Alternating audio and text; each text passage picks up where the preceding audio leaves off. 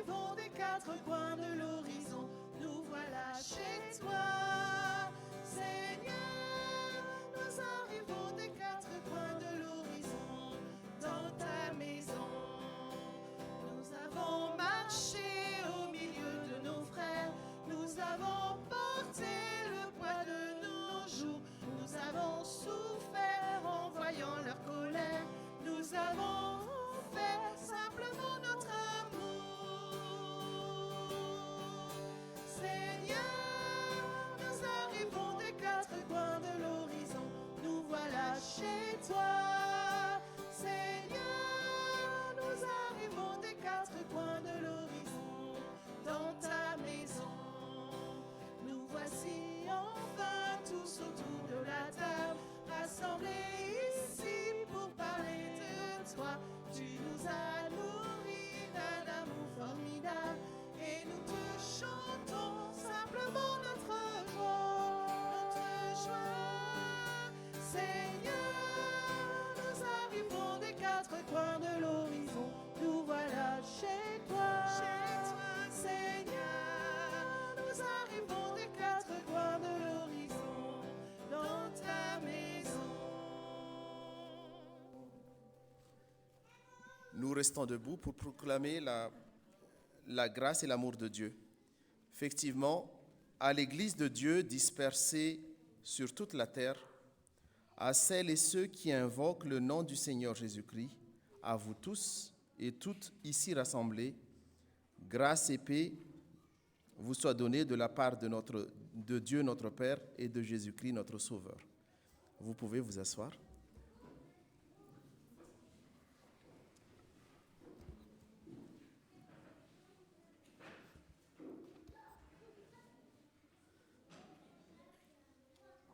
On laisse les enfants prendre place et puis c'est une joie aussi ce matin de voir, de vous voir si nombreux, ceux et celles qui viennent aussi avec nous ce matin. Il y a certains visages que ça fait quelque temps qu'on ne les a pas vus, donc du coup voilà. Je suis heureux ce matin de louer ensemble le Seigneur avec vous. Ainsi, pour continuer notre culte ce matin, je vous invite à prier.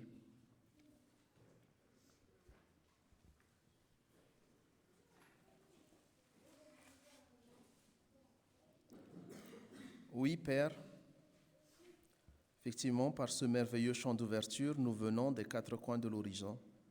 Nous sommes heureux et pleins de joie ce matin, déjà de nous retrouver dans ta maison, de pouvoir glorifier ton nom et clamer haut et fort notre reconnaissance envers toi, notre Père, qui nous aime et qui est fidèle dans ta parole. En effet, Père, nous sommes rassemblés ce matin pour te rencontrer dans ton Église, dans ton temple, où il fait bon d'y être, en voyant nos frères et sœurs, là aussi où il fait bon d'y être, car tu nous accueilles avec nos fatigues, nos attentes et nos fardeaux, et où tu nous invites également à nous décharger de nos poids et tracas du quotidien, mais à la place, en élevant vers toi nos chants de louange et de joie. Car tu es un Père aimant et plein de bonté qui veille au moindre de nos besoins et nous comble de tes bienfaits. Oui, Père, merci de nous avoir permis encore d'être là dans ton Église ce matin. Et nous prions également à ceux et celles de nos frères et sœurs qui ne peuvent pas être là parmi nous, que tu les bénis là où ils ou elles sont, que tu les fortifies et les encourages également par ta parole. Nous te remettons, Père, ce culte entre tes mains et que c'est toi qui seras à l'œuvre pour conduire ce culte par ton Esprit Saint et que tu guides également tous les officiants à parler selon ta volonté. Que toute voix qui ne vienne pas de toi se taise, Père, et que nos cœurs soient à l'écoute de ta parole et de ta parole uniquement. Au nom de Jésus, ton Fils, notre frère et sauveur. Amen. Ainsi, du coup, après avoir fait notre chant d'ouverture, après avoir proclamé aussi la grâce de Dieu, du coup, je vous invite, cette fois-ci, c'est le moment à chacun aussi, voilà, de confesser ensemble notre foi. Notre foi en Dieu, notre Père, notre foi en Jésus-Christ, son Fils, notre Sauveur, et notre foi en l'Esprit Saint, notre guide et consolateur. Je vous invite à vous lever donc pour proclamer ensemble la confession de foi selon le symbole des apôtres. Je crois en Dieu, le Père Tout-Puissant, Créateur du ciel et de la terre. Je crois en Jésus-Christ, son Fils unique, notre Seigneur, qui a été conçu du Saint-Esprit et qui est né de la Vierge Marie. Il a souffert sous Ponce Pilate, il a été crucifié, il est mort, il a été enseveli, il est descendu aux enfers, le troisième jour, il est ressuscité des morts. Il est monté au ciel, il siège à la droite de Dieu, le Père Tout-Puissant. De là, il reviendra pour juger les vivants et les morts. Je crois au la Sainte Église universelle, la communion des saints, la rémission des péchés, la résurrection de la chair et la vie éternelle. Amen. Amen. Vous pouvez prendre place. Merci également aux enfants qui nous ont rejoints entre-temps. Donc, du coup,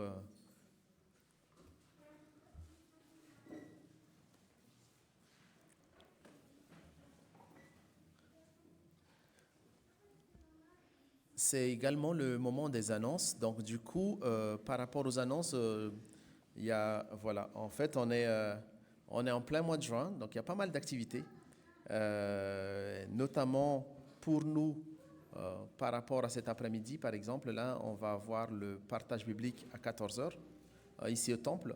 Donc, pour ceux qui ont amené des petits gamelles ou des repas tirés des sacs, du coup, on peut déjà rester manger et assister au partage biblique après. Sinon, pour les autres, ils peuvent revenir effectivement à 14h. Et on aura également l'atelier du groupe de louanges après le culte, qui les prépare également pour le concert à l'EHPAD à 16h après. Donc, du coup, ce sera une continuité pour le groupe de louanges également aujourd'hui, avec une préparation, un atelier d'abord, et puis un concert à l'EHPAD à Mantes.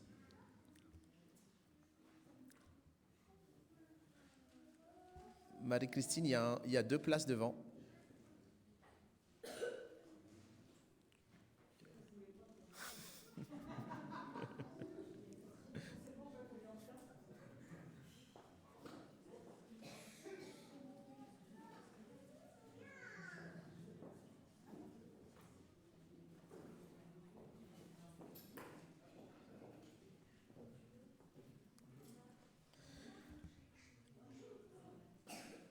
Voilà. Sinon, en fait, les activités de la semaine, donc du coup, il y a les activités qu'on appelle un peu hebdomadaires maintenant, avec la réunion de prière du mardi à 14h. Et ce mardi également, il y a un rendez-vous avec l'église au CCM, avec l'église protestante évangélique du Montois, pour faire une prière et une marche dans la rue, pour prier pour Mantes également. Ce sera à 19h30 pour ceux et celles qui sont disponibles et qui veulent se joindre à cette prière de rue et puis à cette prière aussi avec l'église évangélique du Montois. Donc ce sera ce mardi à 19h30. Ensuite, dans la semaine, le mercredi, on a réunion du conseil de l'entraide à 20h30. Après, suivi du jeudi, on a notre culte du jeudi à 10h, qui est généralement suivi d'un repas partagé. Et puis cette fois-ci, à 21h, donc on a changé un peu le jour de la réunion de prière du CP. Donc cette fois-ci, c'est jeudi à 21h, c'est la réunion de prière du conseil presbytéral. Et dans la semaine également, cette fois-ci, on arrive le samedi 15. Ce sera la deuxième journée de travaux. Donc on a fait une première journée de travaux plutôt vers fin mai, où on a dû nettoyer un peu l'extérieur, nettoyer les portes d'entrée de notre temple, et également les locales à déchets pour que ça soit plus propre et que ça tienne dans le temps. Cette fois-ci, du coup, c'est le samedi prochain. On continue les travaux qu'on n'a pas pu finir, nettoyage, éventuellement quelques peintures, et puis voilà, on vous donnera la liste des travaux à faire effectivement dans l'annonce du vendredi, je pense, pour que chacun puisse savoir un peu en quoi il peut aider, notamment aussi, ne serait-ce que le nettoyage du temple également. Voilà. Ce sera ce samedi à partir de 8h30 à peu près. Donc, journée travaux. Et enfin, quelques dates à retenir. Donc, on arrive plutôt vers fin mois de juin, où le groupe scolaire Mathurin-Cordier fête ses 20 ans. Donc, c'est le samedi 29 à 15h30 à Porcheville. Donc, pour ceux effectivement qui veulent prendre part et s'associer, du coup, ce sera le samedi 29 à 15h30. Et pour tout renseignement, du coup, c'est plutôt vers Anne-Marie, si vous voulez voir plus de renseignements. Ensuite, ce même samedi 29, on a une garden party pour nos célibataires, pour ceux et celles aussi qui veulent découvrir cela. Donc, du coup, on a un garden party pour les célibataires. Renseignements, du coup, à prendre auprès de Nelly, donc celle qu'on a effectivement confirmée il y a 3 semaines, je pense. Voilà. Et après, dernière date du mois de juin, on arrive vers le mois de juin où généralement on fait une fête de l'église avant que tout le monde parte en vacances. Et cette année, ce sera le 30 juin. Donc retenez bien la date aussi du 30 juin où généralement chacun amène un repas et le barbecue sera offert par la paroisse où effectivement on a le matin un culte avec les enfants et suivi d'un repas fraternel. Chacun amène sa part et on aura un barbecue. Donc ce sera le dimanche 30 juin. Donc voilà pour les annonces et je vous propose de continuer par les offrandes. Donc je ne sais pas s'il y a les enfants ou les grands qui veulent faire l'offrande. Les enfants, voilà. Merci Naoum et Tia.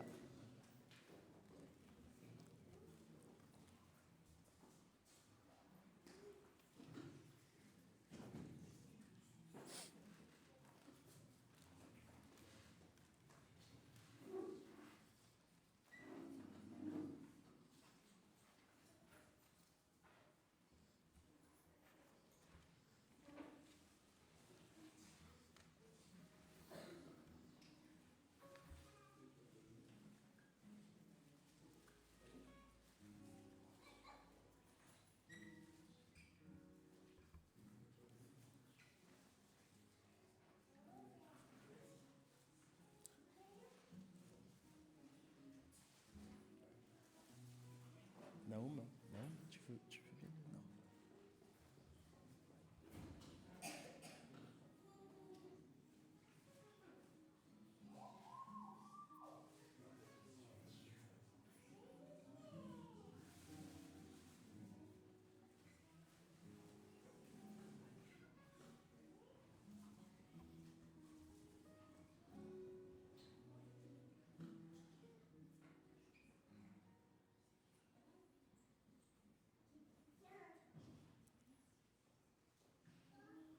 Merci Tia.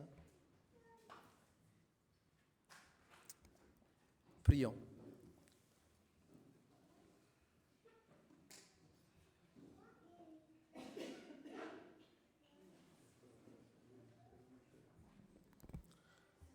Père, nous sommes reconnaissants effectivement ce matin, car tu pourvois à chacun de nos besoins et tu nous fais vraiment grâce chaque jour.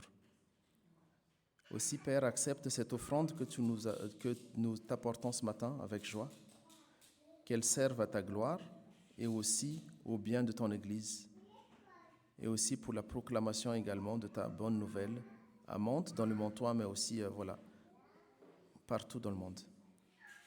Tu es béni, Seigneur, pour les siècles des siècles. Amen.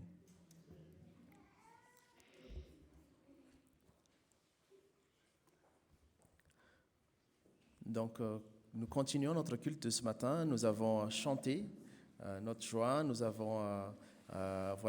avons confessé notre foi Il est temps maintenant de nous préparer aussi pour l'écoute de la parole de Dieu, de la volonté de Dieu.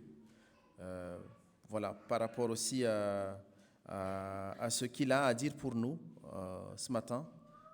Nous mettre aussi devant lui par rapport effectivement à la semaine, par rapport aussi aux choses qui ne sont pas forcément aussi en lien ou en adéquation par rapport à ce qu'il veut de nous. Donc du coup, pour ce matin et pour ce temps de volonté de Dieu, je vous invite aussi à lire effectivement les paroles de Jésus annoncées dans Jean 6, 35, 40, qui nous dit: Jésus dit, donc du coup, face à la foule qui l'écoute et qui le suit, Jésus dit: c'est moi qui suis le pain de la vie. Celui qui vient à moi n'aura jamais faim. Et celui qui met sa foi en moi n'aura jamais soif. Mais je vous l'ai dit, vous m'avez vu et vous ne croyez pas. Tout ce que le Père me donne viendra à moi. Et celui qui vient à moi, je ne le chasserai jamais dehors. Car je suis descendu du ciel pour faire non pas ma volonté, mais la volonté de celui qui m'a envoyé. Or, la volonté de celui qui m'a envoyé, c'est que je ne perde rien de tout ce qu'il m'a donné, mais que je le relève au dernier jour. La volonté de mon Père, en effet, c'est que quiconque voit le Fils et met sa foi en lui ait la vie éternelle. Et moi, je le relèverai au dernier jour. Donc, cette parole dans Jean, effectivement, nous invite, Jésus nous invite aussi, nous appelle.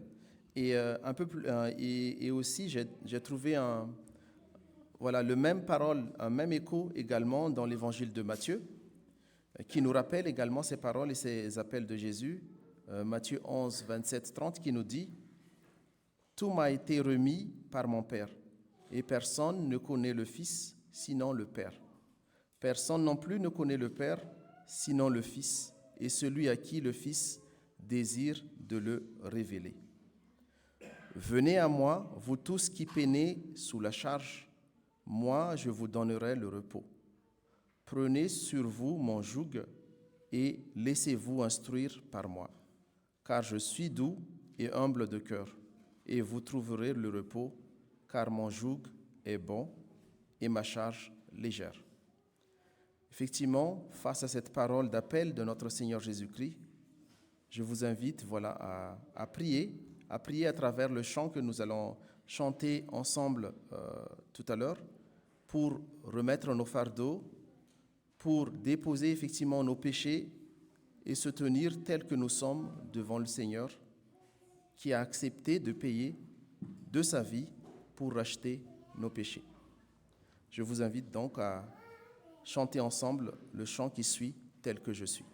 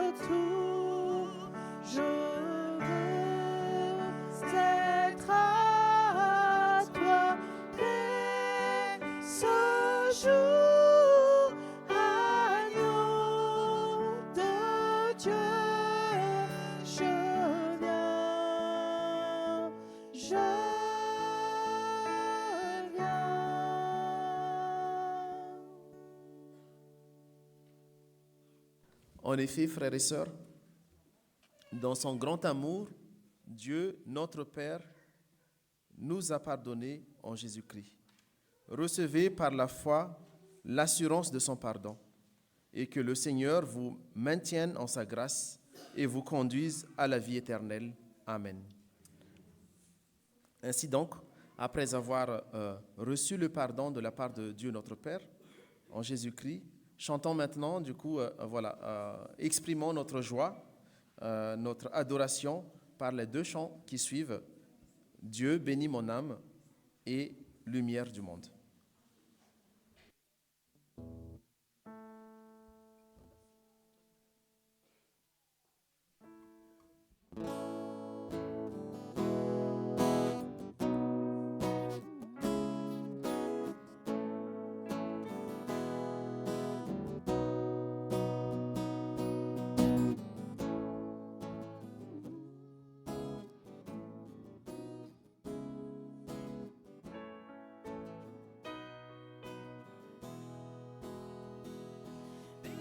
Dieu, mon âme, oh mon âme, rends gloire à son saint nom. Oh, chante comme jamais, oh mon âme, rends gloire à son saint nom. Voici l'aurore, l'aube d'un nouveau jour. Pour toi un chant doit s'élever devant ce qui m'attend et ce qui pourrait arriver. Qu'à la fin du jour je te chante encore. Bénis Dieu, mon âme, oh mon âme, rends gloire à son saint nom. Oh, chante comme jamais, oh mon âme, rends gloire à son saint nom. Riche en bonté et lent à la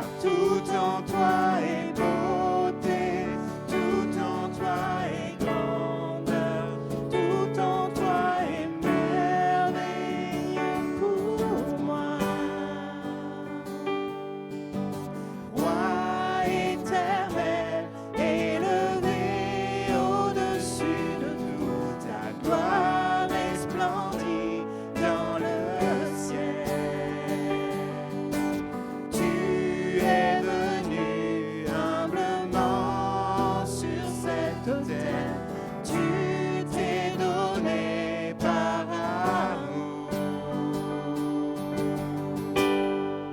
Et me voici pour louer, me voici à tes pieds, me voici pour dire tu es mon Dieu, car tout en toi est beauté, tout en toi est grandeur, tout en toi est merveille pour moi.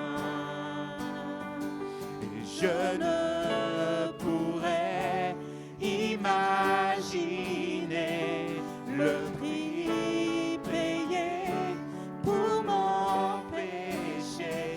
Non, je ne pourrais imaginer le prix payé pour mon péché. Et me voici pour louer, me voici à tes pieds, me voici pour dire tu es mon Dieu, car tout en toi est beauté, tout en toi est grandeur, tout en toi est merveille pour moi. Et me voici pour louer, me voici à tes pieds, me voici pour dire tu es mon Dieu, car tout en toi est beauté, tout en toi est grandeur, tout en toi est merveille pour moi.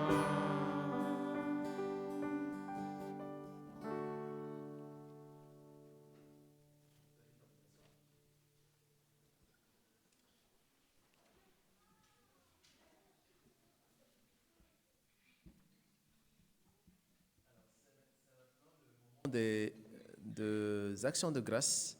Donc, du coup, voilà, pour ceux et celles qui veulent témoigner de ce qu'il a vécu pendant la semaine, de ce que, voilà, des petits comme des grandes choses aussi. Donc, il y a le micro qui est là et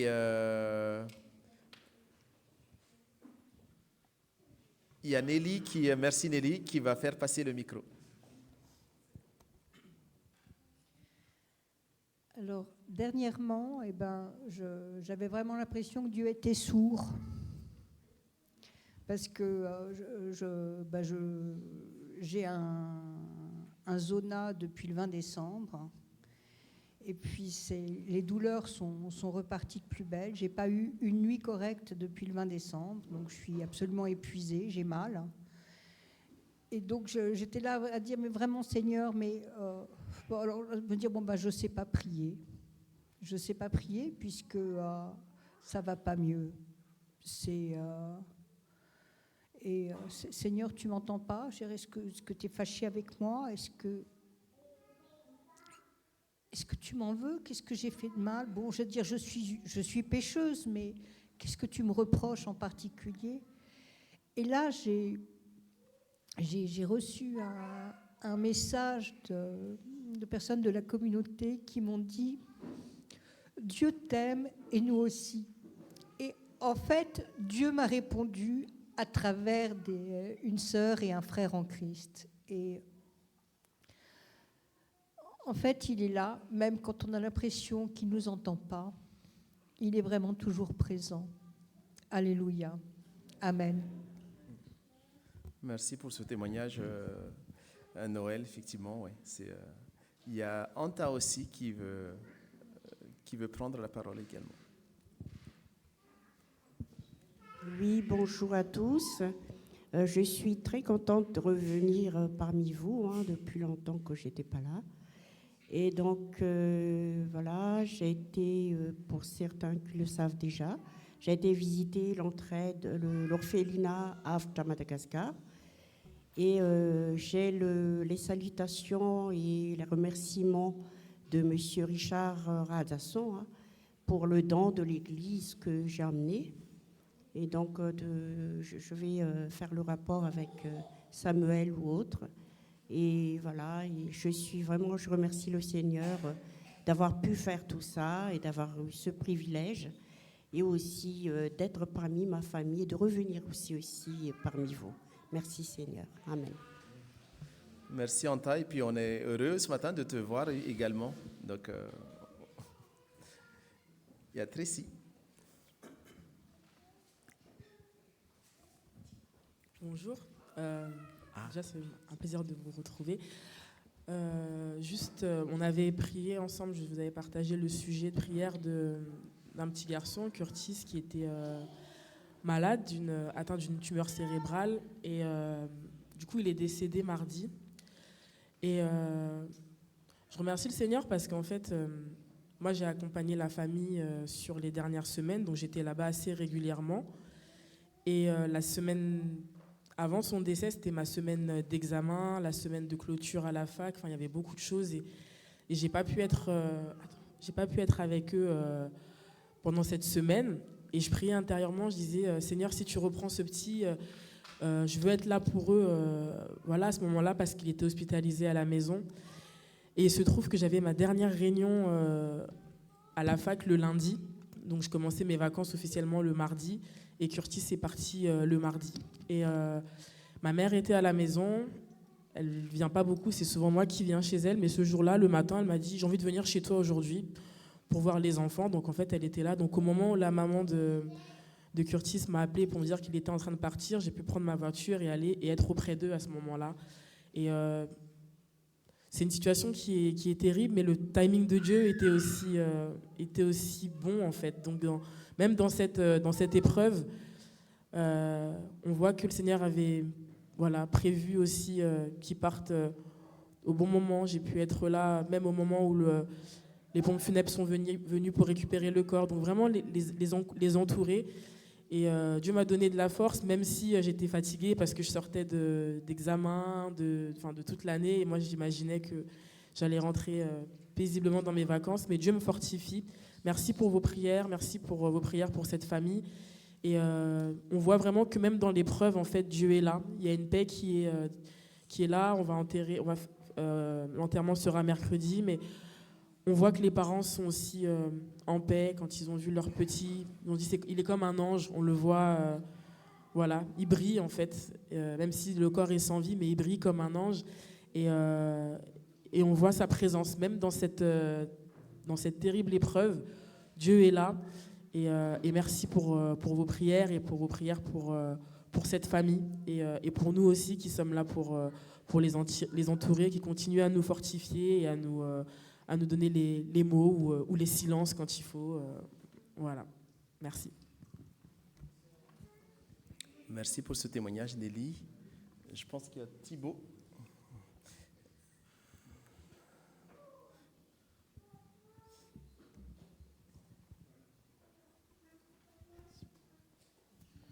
Bonjour à tous, merci pour ce témoignage qui était très touchant sur ce petit garçon. Pour ma part, je voudrais témoigner d'une situation un peu dramatique dans ma famille. Comme certains savent, j'ai un grand frère qui a 43 ans, qui est malade depuis tout petit. Et en fait, cette semaine, il a été hospitalisé parce que il a eu une crise et il a dû être hospitalisé d'urgence à l'hôpital de Mantes. Et il allait un petit peu mieux jeudi. Et il s'avère que dans la nuit de jeudi à vendredi, il a perdu conscience et les médecins l'ont retrouvé le matin inconscient. Donc il a dû être placé en réanimation. Et j'ai pu me rendre à l'hôpital vendredi midi avec Mina pour aller voir la situation dans laquelle il était. Il s'avère qu'il était toujours endormi en réanimation et on n'arrivait pas à lui faire retrouver conscience. Et on était tous très inquiets. Ma mère était très inquiète, ma sœur aussi, et la situation s'est aggravée, donc les médecins ont dû l'intuber, et il a été transféré d'urgence à Villejuif, qui est son hôpital où il est suivi depuis tout petit. Et donc on a beaucoup prié, moi j'ai beaucoup prié, ma mère, je l'ai eu au téléphone, elle-même, qui n'est pas forcément chrétienne, me disait on n'a plus qu'à prier, c'est la dernière chose qui nous reste à faire. Donc, vous savez, je pense que quand les personnes qui ne sont pas extrêmement croyantes en viennent à dire ça, c'est que leur cœur, il appelle vraiment Dieu au maximum de ce qu'on puisse faire, en fait. Et je pense que la vraie sincérité, elle est là, quand on appelle Dieu parce qu'on n'a plus rien d'autre en fait. C'est notre dernier espoir et Dieu, il sait qu'il est là pour nous dans ces situations. Et les nouvelles que j'ai eues après étaient pareil, un petit peu difficiles. Les médecins, ils parlaient d'une situation très grave, qu'il était dans un état critique, etc. Alors, vous savez, quand les médecins ils vous disent ça, en général, c'est vraiment grave quand ils vous disent que l'état il est critique. Mais on a continué de prier et hier soir à 20h, on a eu des nouvelles plutôt rassurantes de l'hôpital. C'est ma sœur qui m'a appelé pour me dire « Écoute, ton frère, il reprend conscience. » Apparemment, il l'avait placé dans un coma artificiel. Hein. Donc apparemment, il reprend conscience. Il n'est pas encore lucide. Et en fait, il avait une grave infection pulmonaire qu'ils ont traitée. D'où le fait qu'il n'allait pas bien du tout, qu'il avait dû être intubé. Donc je remercie le Seigneur de répondre à nos prières et de nous aider à garder un espoir, de se dire qu'il peut s'en sortir.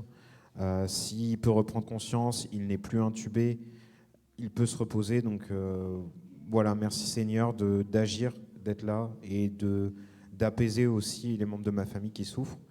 Et on va continuer de te prier Seigneur pour que tu le fasses sortir de là et qu'il puisse revenir à lui et qu'on puisse lui parler et que ce ne soit pas la fin tout de suite pour lui. Donc je te prie encore de continuer à agir en lui, Seigneur. Merci pour tout. Et nous continuons à prier pour ton frère, du coup, Thibaut. Et puis,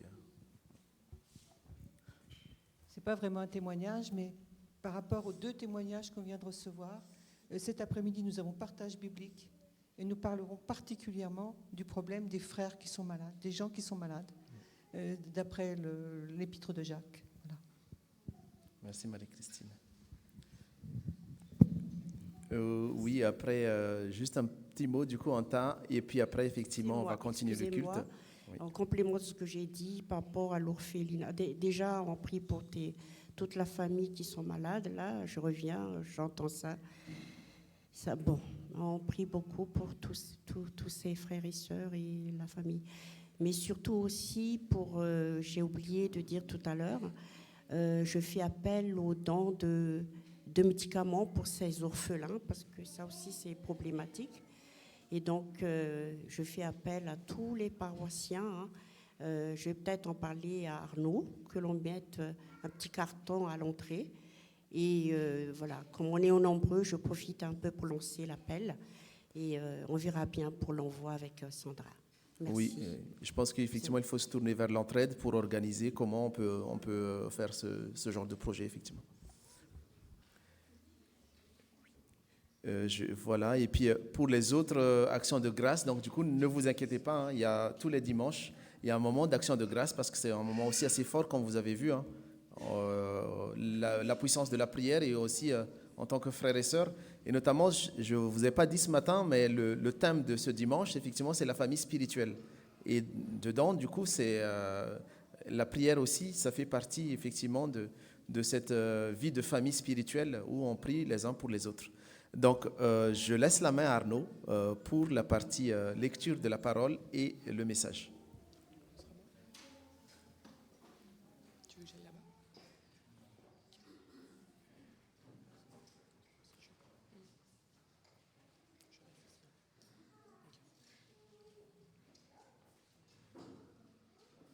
Alors, on est dans Marc 3, c'est ça? Je ne vois pas. Oui, merci.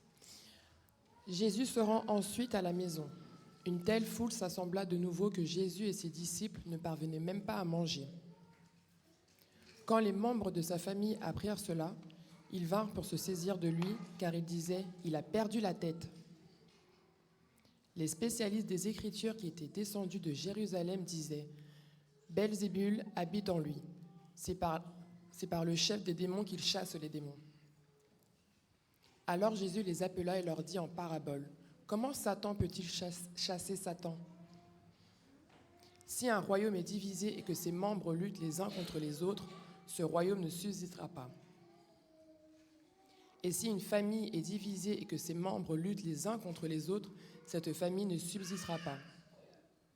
Si donc Satan lutte contre lui-même, s'il est divisé, il ne peut pas subsister, c'en est fini de lui.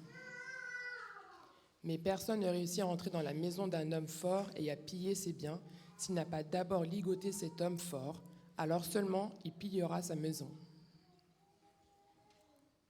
Je vous le déclare, c'est la vérité, tout sera pardonné aux êtres humains, leurs péchés et les insultes qu'ils auront faites à Dieu. Mais celui qui aura fait une insulte à l'Esprit Saint, il ne recevra jamais de pardon. Il est coupable d'un péché éternel. Jésus parla ainsi parce qu'il disait « Il a en lui un esprit impur ». La mère et les frères de Jésus arrivent alors, restent dehors, ils envoyèrent quelqu'un pour l'appeler. Une foule était assise autour de Jésus et on lui dit « Écoute, ta mère, tes frères et tes sœurs sont dehors et ils te cherchent. » Jésus répondit « Qui est ma mère et qui sont mes frères ?» Il regarda les gens assis tout autour de lui et dit « Voici ma mère et mes frères. Car celui qui fait la volonté de Dieu, celui-ci est pour moi un frère, une sœur et une mère. » Amen, amen, amen. Iliane, il y a Isabelle qui m'a dit que si tu veux aller avec les autres enfants, il y en a plein d'enfants qui sont allés derrière. Donc elle m'a dit, quand tu passes, tu dis à Iliane que s'il veut y aller, il peut. Voilà, il y a Tata Isabelle qui est disponible si tu as envie. On est dans l'évangile donc selon Saint Marc. Merci Nelly de nous l'avoir lu. On est au tout début de l'évangile selon Saint Marc. Il s'est déjà passé beaucoup de choses. On est au chapitre 3 seulement de cet évangile. Et pourtant, Jésus, il a, été baptisé. Jésus, il a été envoyé sous l'impulsion du Saint-Esprit dans le désert pour être tenté. Jésus, il a guéri quelqu'un qui était pris par un esprit impur, par un démoniaque. Nathalie, elle fait oui, elle a lu l'évangile selon Saint Marc, là, elle s'est lu les 16 chapitres. Ça se lit très vite, l'évangile selon Saint Marc. Je me permets une parenthèse. En moins de 2 heures de temps, vous avez parcouru tout l'évangile selon Saint Marc. Et c'est tellement dynamique. Vous voyez là, je vous dis, on est au chapitre 3 et on est encore... il s'est déjà passé tellement de choses. Et c'est très stimulant. Donc Jésus, il a guéri un démoniaque, quelqu'un qui était pris par un esprit impur. Jésus, il a guéri un lépreux.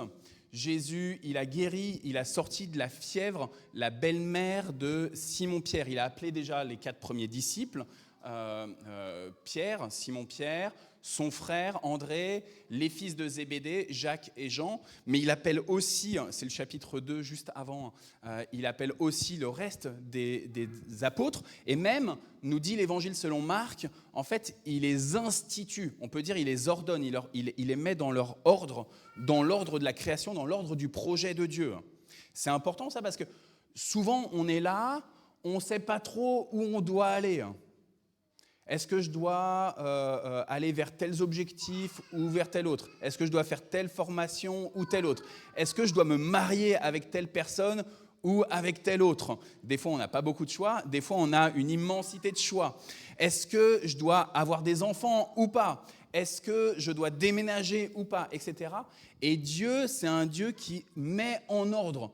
Quand on ne sait pas trop où on va, Dieu nous dit, moi je suis alpha et oméga, le commencement et la fin, le premier et le dernier. Moi je sais vers où je dois t'emmener. Et donc écoute-moi, je vais t'envoyer vers là où c'est bon, là où c'est juste, là où ça correspond à l'ensemble de mon projet de vie et de paix. Et donc l'évangile selon Marc nous dit, Jésus, il institue, il met en place, il met en ordre les 12 pour 2 choses. D'abord pour être auprès de lui et pour être envoyé. Et là, il fait un jeu de mots, puisque pour parler de l'envoi, on dit quelqu'un qui... le terme envoyé, le verbe envoyer, c'est ce qui donne le verbe apostolos, le mot apostolos, pardon, le mot apôtre. Et donc, du coup, il fait un jeu, il crée ce terme d'apôtre à partir de ceux qui sont envoyés, du verbe envoyer. Et là, il y a quelque chose d'extrêmement stimulant. Et Jésus, alors qu'on est à ce chapitre 3, qu'on est au tout début, que vous êtes au début de votre lecture, comme Nathalie, là, vous êtes à fond, vous commencez à lire, d'un seul coup, on découvre Jésus qui dit « Je veux me rentrer dans ma maison ». Il se rend dans sa maison, c'était le premier verset qu'on a lu là tout à l'heure, que Nelly nous a lu, le verset 20. je vous relis le début. Jésus se rend à la maison et une telle foule s'assemble de nouveau que Jésus et ses disciples ne parvenaient même pas à manger. Quand les membres de sa famille, quand les siens en fait, il est écrit en grec, quand les siens apprirent cela, ils vinrent pour se saisir de lui, car ils se disaient, il a perdu la tête, il est devenu un insensé. Et après, il y a tout un discours avec Belzéboul, etc. Mais là, je veux juste qu'on s'arrête sur ce début. Jésus, il se rend à la maison. En fait, ce n'est pas précisé, c'est où sa maison. Est-ce que c'est Bethléem, là où il est né? Est-ce que c'est Nazareth, là où il a grandi, là où son père, Joseph, était charpentier? N'est-il pas le fils du charpentier? On le connaît, on sait d'où il vient, on sait qu'il vient de Nazareth, etc. Est-ce que c'est Capharnaüm? C'est la ville où il avait un peu établi son QG. Dans les 2 chapitres d'avant, il y a des allers-retours de Capharnaüm, à partir de Capharnaüm, autour de la mer de Galilée, là-haut, dans le nord de la Terre Sainte. Est-ce que c'est là-bas? En fait, on ne sait pas. On entend juste « Jésus se rend à la maison ». Et moi, du coup, j'ai une question pour vous. Une question spirituelle. C'est où la maison de Jésus? C'est où profondément? Cette maison où Jésus veut demeurer. Où est-ce qu'il veut prendre place? Où est-ce qu'il veut prendre toute la place? Où est-ce qu'il veut se poser, se reposer? Il y a Malo, il y a Laurence qui est en train de me montrer son cœur. Jésus, il veut se rendre dans la maison. Il veut atteindre le plus profond de la création de ses créatures. Parce que c'est là la place originelle du Christ. Quand Dieu a créé le monde, c'est par la parole, c'est par Christ qu'il l'a créé. Et la place originelle de Dieu, elle est au plus profond des entrailles de la création. Elle est dans le cœur même de chacune des créatures. Vous, les humains, mais aussi, je le crois, de toute la création. Que Dieu reprenne toute la place. Dans cet évangile selon saint Marc, au chapitre 2, Jésus, il est là en train de prêcher et en train de dire « Le règne de Dieu s'est approché ». Il reprend les paroles de Jean le Baptiste, qui est au chapitre 1, qui dit « Oui, le royaume de Dieu s'approche ». Et il vient. Jésus, il veut revenir dans la maison. Et le terme maison là, qui est utilisé, Jésus se rend ensuite à la maison, c'est le terme grec oikia, oikos, œcuménique, écologique, tout ça c'est le même terme, c'est la maison, mais c'est aussi, merci Andrea de l'avoir, tu m'as un peu spoilé, c'est aussi la famille. Et c'est ce même terme-là pour dire ce lieu de rassemblement profond, c'est là où Jésus veut être. Alors vous allez me dire, mais si Arnaud, tu parles du cœur comme Laurence vient de le dire, il n'y a pas de rassemblement, c'est moi et moi seul, c'est mon cœur. Sauf que c'est déjà un lieu de rassemblement entre le divin, le Créateur, et toi, la créature. Ton corps devient temple du Saint-Esprit au moment où s'assemble en toi le divin. Au moment où en toi Christ pénètre, au moment où dans tes entrailles le Seigneur vient et prend le contrôle, alors il y a cette discussion, cet échange, cette écoute, cette attention, cette crainte et cette sanctification. Ton corps devient temple du Saint-Esprit, ton corps devient saint au moment où il y a ce dialogue, ce va-et-vient avec le Seigneur par Christ. Jésus veut se rendre dans la maison de ton cœur et puis tu te retrouves assemblé en église. Et Jésus veut rentrer dans cette maison-là, qui est le rassemblement de l'église. Et puis je vous ai dit, ça veut dire la maison, aussi la maison. Jésus, il veut rentrer dans ta maison. Il veut prendre autorité dans ta maison. Il veut rentrer dans ta famille. Il veut prendre autorité dans ta famille. Il veut être au cœur même de là où tout est décidé.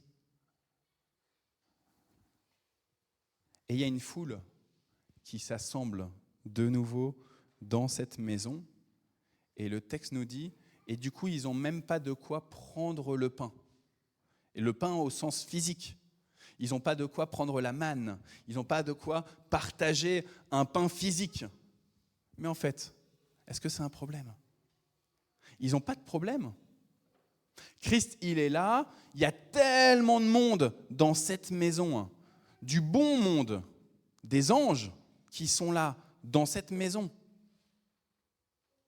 Le royaume de Dieu avec l'ensemble des saints qui vient prendre la place, qu'on n'a pas besoin de nourriture physique. On n'a pas besoin. On ne peut pas manger physiquement. Parce qu'à ce moment-là, il y a une nourriture. Jean chapitre 6, il y a une nourriture spirituelle. Jésus dit, « Je suis le pain de vie. Je suis le pain de vie. » Et cette nourriture spirituelle, ce Jésus pain de vie, qui vient et qui nourrit cette foule dans cette maison-là, qui vient et qui nourrit cette foule dans cette famille-là, qui vient, qui nourrit cette foule en toi là, qui vient nourrir cette armée céleste, qui vient et qui inonde ton âme pour louer le Seigneur.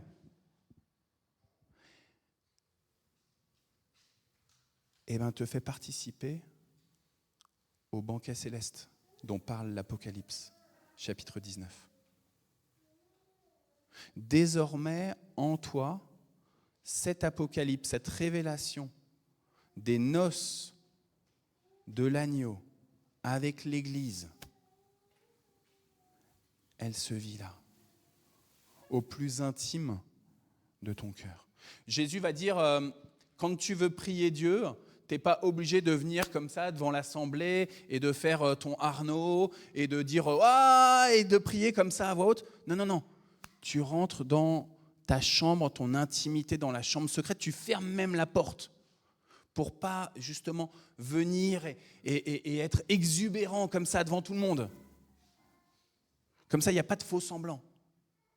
Tu vas dans ta maison, tu vas dans la chambre élevée, dans la chambre haute, tu fermes à clé. Et là, ton Père qui voit dans le secret de ton cœur, il est là, présent. Il t'écoute et il te parle. Et il est là présent, lui, le Dieu trinitaire. C'est ça aussi cette foule. Je vous parle de l'armée des anges qui nous permet de louer, d'adorer le Seigneur, d'élever la voix au-delà de nos propres dons. Moi, je chante faux, mais j'aime chanter le Seigneur. Je me retrouve avec l'armée des anges à élever la voix. Et pourtant, ceux qui sont à côté de moi, les beaux anges que vous êtes, des fois, ils disent « Arnaud, élève-moi la voix, s'il te plaît. » Mais l'armée des anges me dit « Vas-y, vas-y, vas-y, élève la voix, élève la voix, élève la voix. » Et là, dans le secret de notre cœur, il y a cette foule d'anges et il y a cette trinité divine qui est en relation avec nous-mêmes. On est important dans cet échange. C'est dans notre corps et c'est dans notre famille, c'est dans notre maison, c'est dans notre église. Et en fait, même, j'ai envie d'aller plus loin, frères et sœurs, sur toute la terre, Dieu veut être au plus profond du cœur. Tout à l'heure, Andrea nous a dit, mardi prochain, on va se retrouver à côté du cimetière de Gassicourt, là-bas, à l'église CCM, Centre chrétien de Mantes, et on se retrouve à 19h30 là-bas pour aller faire une marche ensemble avec des frères et des sœurs de prière. Je vous avoue que moi, je l'ai fait dans le passé, ça fait longtemps que je n'ai pas fait une marche de prière avec des frères et des sœurs. Ça m'arrive souvent de marcher et de prier tout seul, mais de se retrouver avec des frères et des sœurs, de sortir un peu de mes habitudes, de mes zones de confort. Et je me réjouis énormément. Parce qu'on va ainsi, en marchant, en priant, sans exubérance. On ne va pas être en train de crier ici, on ne va pas venir avec nos trompettes, on ne va pas faire la prise de Jéricho. Il n'y a pas besoin de ça. Mais juste dans la relation, par petits groupes, 2, 3, 4 personnes maximum. Juste, on va reprier. Ici, Seigneur, tu peux intervenir. Ici, Seigneur, nous, chrétiennes et chrétiens, on te donne toute autorité et toute place. Vous avez un grand pouvoir, les frères et les sœurs. Vous avez un grand pouvoir. C'est que là où vous passez, vous êtes appelés à porter Christ et la paix du Christ, et la vérité du Christ, et la justice du Christ. Votre pouvoir, il est immense. C'est aussi ça les miracles par les chrétiens. De pouvoir repositionner les personnes dans votre environnement, dans votre famille, dans votre oikia, dans votre oikos, de vous repositionner vous-même, mais aussi de repositionner tout un territoire.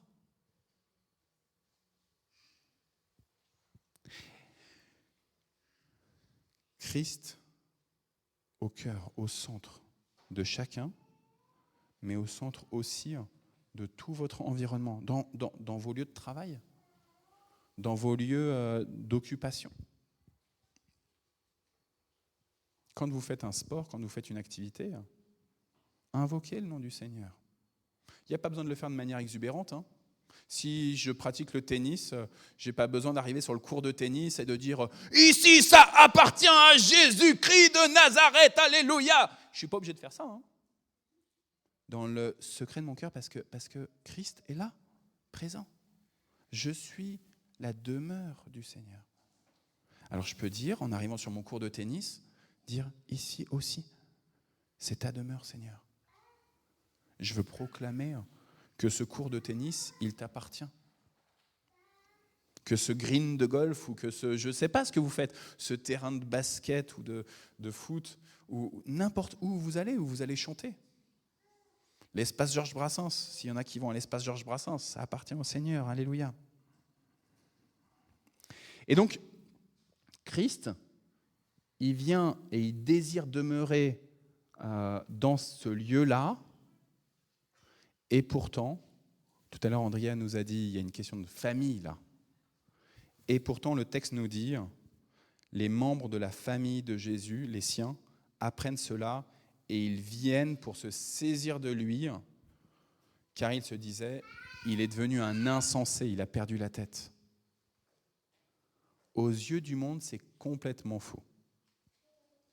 Le fait que Dieu, le fait que Christ veuille entrer au plus profond de ton cœur, Michel, que Christ veut prendre comme ça toute la place dans nos maisons. Le monde nous dit, pas de place pour Dieu. Il y a de la place pour de l'argent, il y a de la place pour de la reconnaissance, du pouvoir. Si vous avez été voté, vous avez vu des gens qui donnent beaucoup de temps, de disponibilité pour des autorités humaines. Il y a de la place pour des possessions. Cette semaine, j'avais l'agent immobilier avec qui ma mère est en discussion pour vendre la maison familiale. Et il me disait, mais il faut que vous possédiez quelque chose. Il faut posséder quelque chose. Il y a de la place pour la famille au sens charnel. Si tu n'es pas marié, que tu n'as pas d'enfants, de petits-enfants, d'arrière-petits-enfants, tu n'as pas réussi ta vie. Vous voyez, il y a plein de choses qui sont lancées comme ça dans le monde et qui ne sont pas justes en fait. Qui ne sont pas justes. Il a perdu la tête. Il est devenu un insensé. Et du coup, on va, de la même manière que la famille de Jésus, on va essayer humainement parlant, je parle, on va essayer de dire non, en fait, il y a des choses qui ne sont pas dites dans la Bible. Là, ce que je viens de vous dire sur si tu n'es pas marié, que tu n'as pas d'enfants et de petits-enfants et d'arrière-petits-enfants, tu n'as pas réussi ta vie, et ben, du coup, il y a des hérétiques qui vont dire Jésus était marié, il avait des enfants, heureusement qu'il y avait Marie-Madeleine qui était là, l'ancienne prostituée qui est devenue la femme de Jésus. Mais ça sort d'où?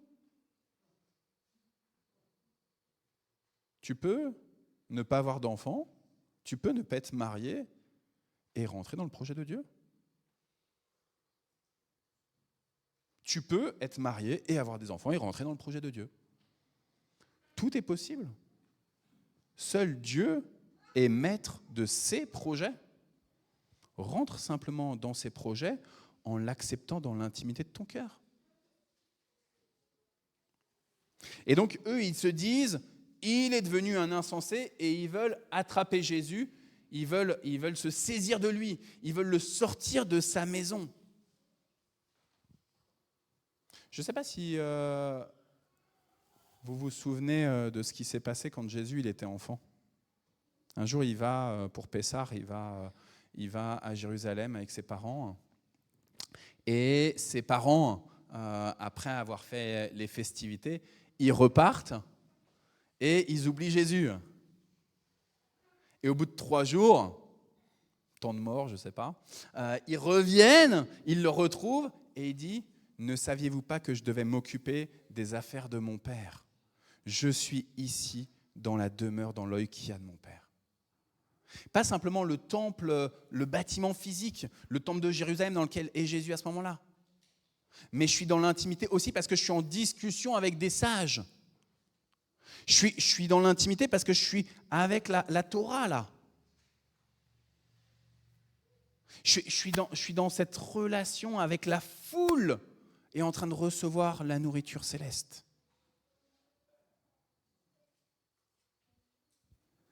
Et le monde essaye de te dire, tu n'es pas dans la bonne demeure, tu es un insensé. Tu as perdu la tête.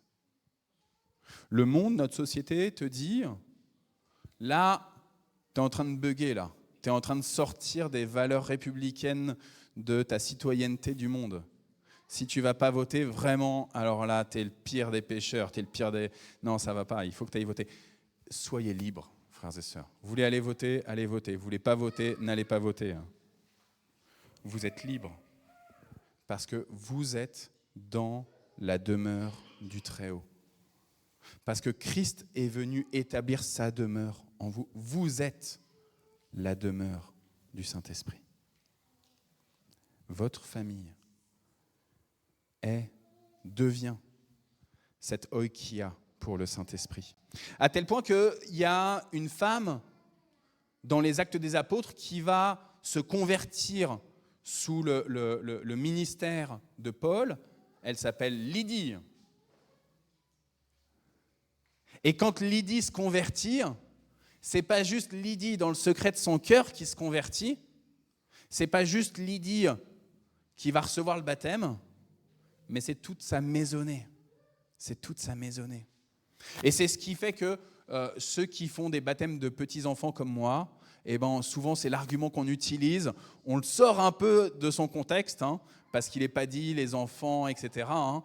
Donc on extrapole le texte biblique, on le dénature, je crois, mais on l'utilise pour dire, voilà, ça justifie qu'on puisse faire des baptêmes de petits-enfants, puisque Lydie, toute sa maisonnée, a reçu la conversion, a reçu le baptême. Vous voyez ?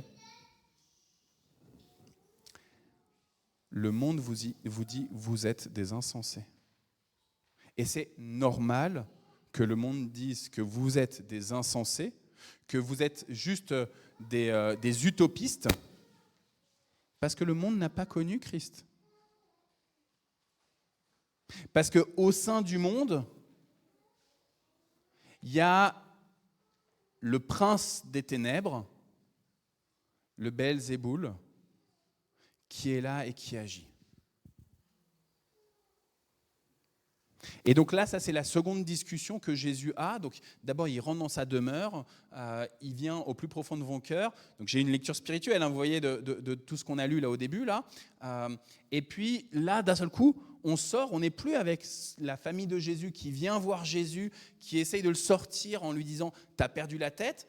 On est avec des spécialistes des Écritures qui sont venus exprès de Jérusalem jusqu'à ce lieu inconnu, d'après cet évangile selon Marc. On n'est pas décrit exactement si c'est Capharnaüm ou Nazareth.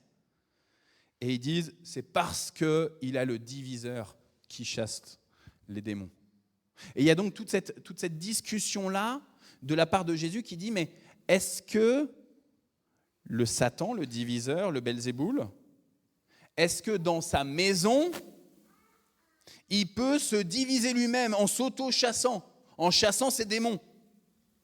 Il dit, mais il n'y a aucune demeure qui peut tenir dans ce cas-là. Le Satan, si c'est au nom de Satan que j'agis, alors je suis en train de m'auto-détruire. Je suis en train de détruire Satan par moi-même en chassant les démons de Satan.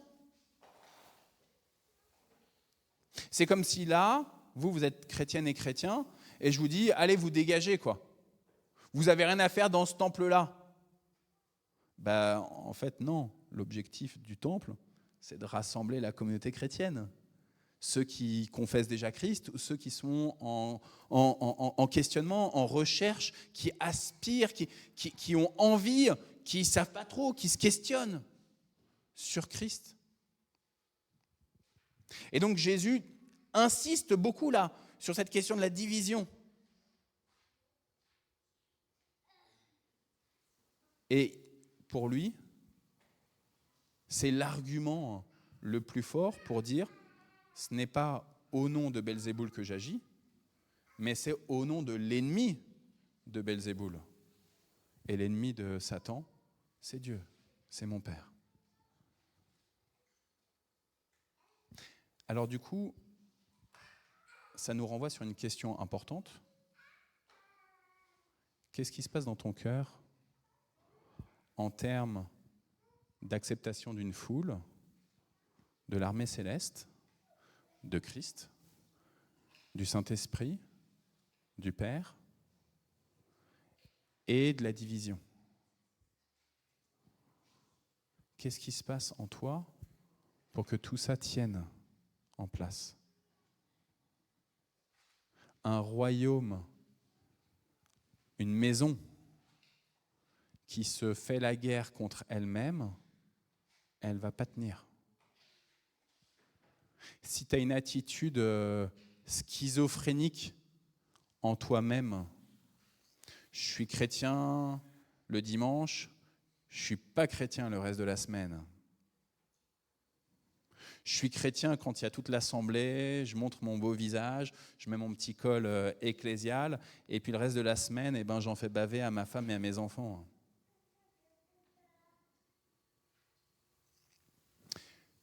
Je suis chrétien en louant le Seigneur, alléluia, alléluia, et je lis la Bible.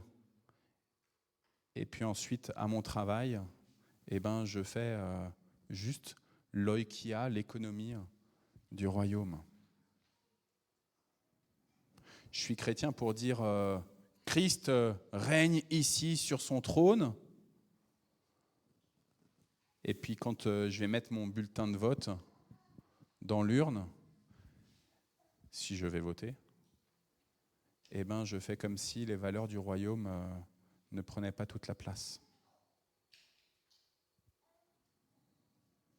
Qu'est-ce qui se passe dans ton cœur, dans ton quotidien? Qu'est-ce qui se passe dans ta vie de famille? Je suis chrétien dans mon intimité avec le Seigneur, mais j'ai arrêté de prier pour ma famille parce que de toute façon, à quoi bon, ils n'ont jamais voulu recevoir Christ.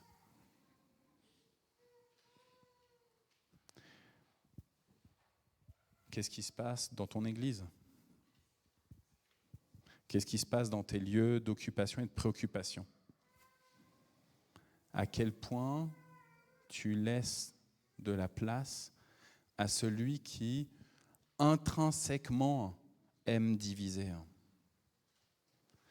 Et le diviseur, le Belzéboul, s'il se met à diviser, s'il se met à mettre en place toute sa stratégie, c'est pour détruire. Qu'est-ce qui se passe dans ton temple? Dans ce temple-là, dans lequel on est? À quel point, à certains moments, on participe, notamment par nos médisances, par les petits secrets qu'on peut se confier discrètement. À quel point on participe, en fait, je ne suis pas en train de dire qu'il y a des messes basses ou je ne sais pas quoi, mais à quel point on participe, en fait, à faire comme ce que Jésus dénonce, jeu à la division et du coup à la destruction. Parole de vérité, c'est à ça que Christ nous appelle. Non pas à aller à droite, à gauche pour raconter que oh là là, Alain, oh là là, Angmi, oh là là, Anta, oh gna gna gna. Parole de vérité. Et puis, une fois qu'il a eu toute cette discussion sur Beelzéboul, Jésus, il donne cette parole forte. Tout à l'heure, il y a Élisabeth, pendant la lecture de Nelly, je l'ai senti acquiescer sur cette parole forte. Je vous le déclare, c'est la vérité. Tout sera pardonné aux êtres humains, leurs péchés, les insultes qu'ils auront faites à Dieu. Mais celui qui aura fait insulte à l'Esprit Saint, il ne recevra jamais de pardon. Il est coupable d'un péché éternel. J'avais raison, non, Elisabeth? Tu étais dans l'acquiescement quand Nelly est en train de lire ça. J'étais juste derrière toi. Je me suis dit, ah là, elle est en train vraiment de recevoir là, un enseignement qui est vraiment fort. Chaque fois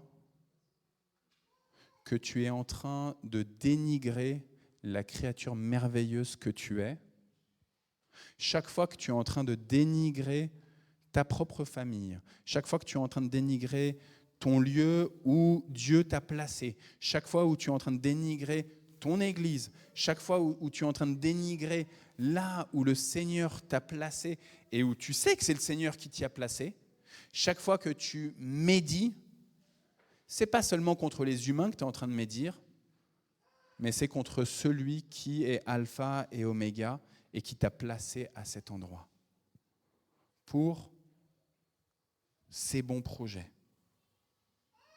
Chaque fois que tu fais cela, alors tu médis contre le Saint-Esprit lui-même. Tu es en train de blasphémer contre le Saint-Esprit. Et là, frères et sœurs, moi je parle de moi-même.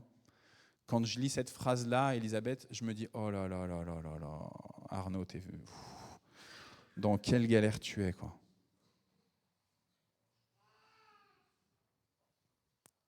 Heureusement que Christ a versé son sang sur la croix.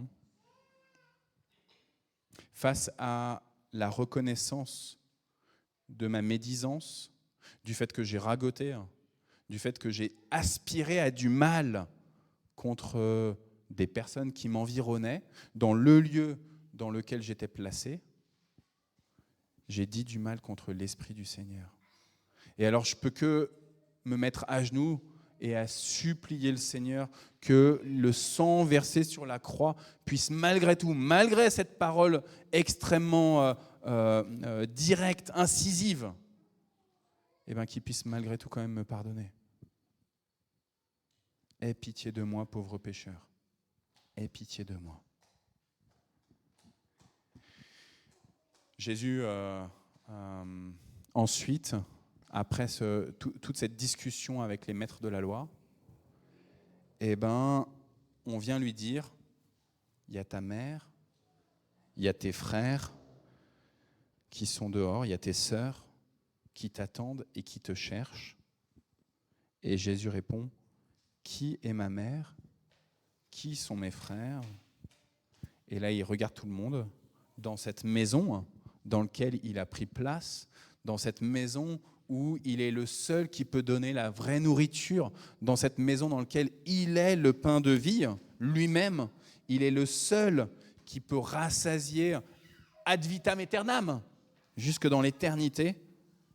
Et il dit, voici ma mère, mes frères, celui qui fait la volonté de Dieu, celui qui est attentif à l'Esprit Saint, celui-là est pour moi.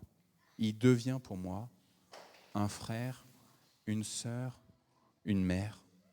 Alors, frères et sœurs, ça c'est ma bonne nouvelle pour vous et pour terminer ce temps de message. Christ, il vous regarde et il vous dit, aujourd'hui je le déclare, si tu entends ma voix, si tu entends la voix de mon esprit, alors sache-le, Tu peux en vivre, tu peux le faire vivre, et puis tu deviens pour moi mon frère, ma sœur ou ma mère. Ainsi soit-il.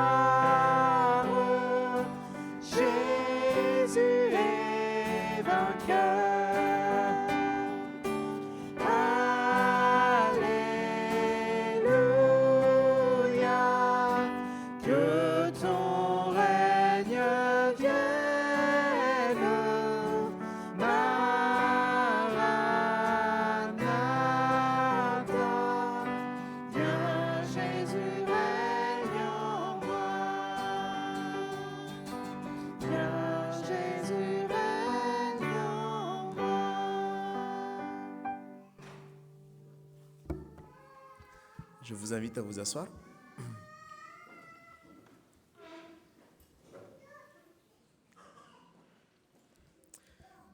Nous arrivons du coup au moment de l'intercession. En effet, aimer Dieu, c'est également aimer et prier pour son prochain. Et du coup, je vous invite par rapport à les actions de grâce que nous avons entendues tout à l'heure. Donc du coup, on voit qu'il y a beaucoup de sujets de prière et on a besoin aussi des prières des uns des autres. Donc c'est le moment de prier pour nos familles, de prier pour nos proches, voilà. Et aussi de prier aussi pour ceux et celles qui sont éprouvés également, notamment par rapport au témoignage de Tracy, donc la famille de Curtis également. Prions. En effet, Père, étant une seule famille et formant un seul corps par ton Fils Jésus-Christ, nous voulons intercéder pour nos frères et sœurs de l'Église, nos proches, nos connaissances. Effectivement, Seigneur, nous voulons prier pour ceux et celles qui sont malades et qui ont besoin de ta guérison. Nous voulons prier pour Antoine, pour Germaine, pour Philippe, pour Niako et aussi pour ceux et celles que nous nommons également dans la discrétion de nos cœurs.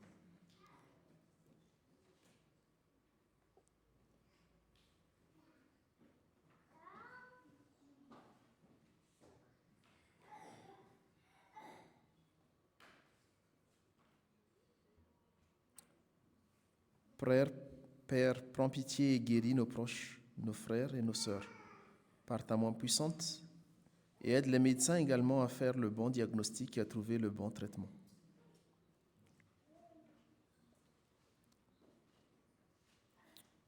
Oui, Père, nous voulons aussi prier pour ceux et celles qui sont éprouvés par la perte d'un être cher, pour que tu puisses les réconforter, les entourer de tes bras protecteurs, et les aider surtout aussi à tenir ferme dans la foi qu'ils ont en toi. Nous pensons particulièrement à la famille de Curtis également, ses parents.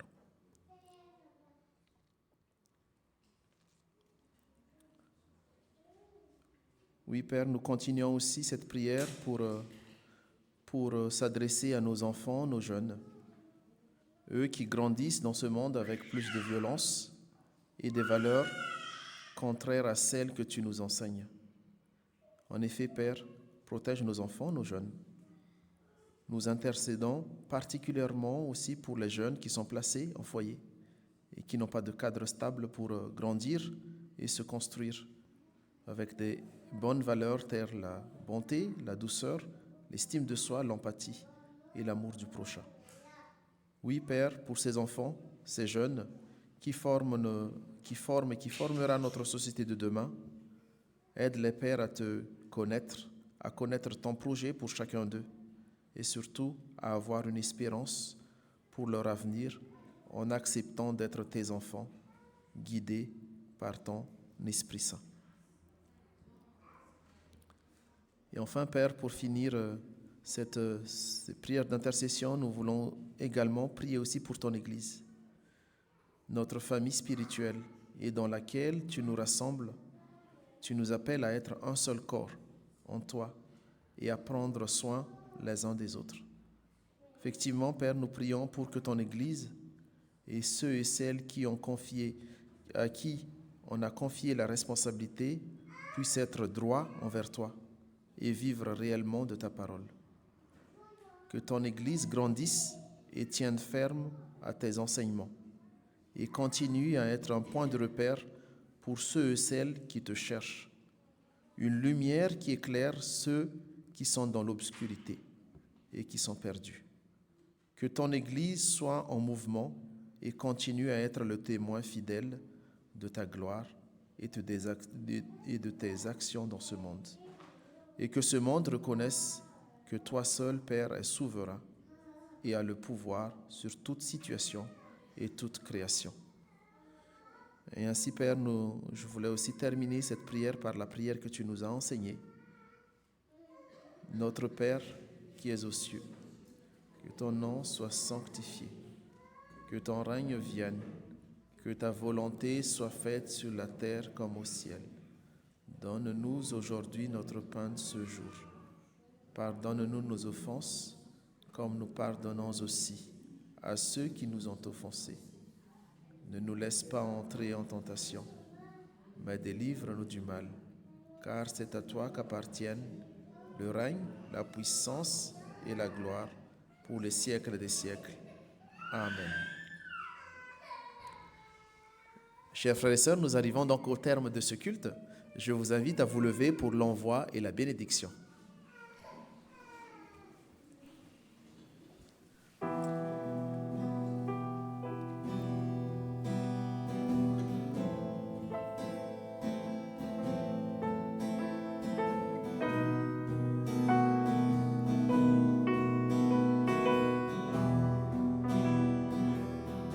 Car ta bonté vaut mieux que la vie.